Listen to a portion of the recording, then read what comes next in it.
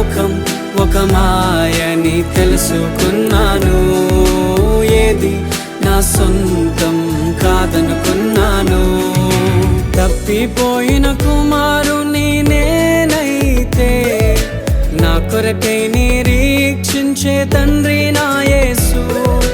తప్పిపోయిన కుమారుని నేనైతే నా కొరకై నిరీక్షించే తండ్రి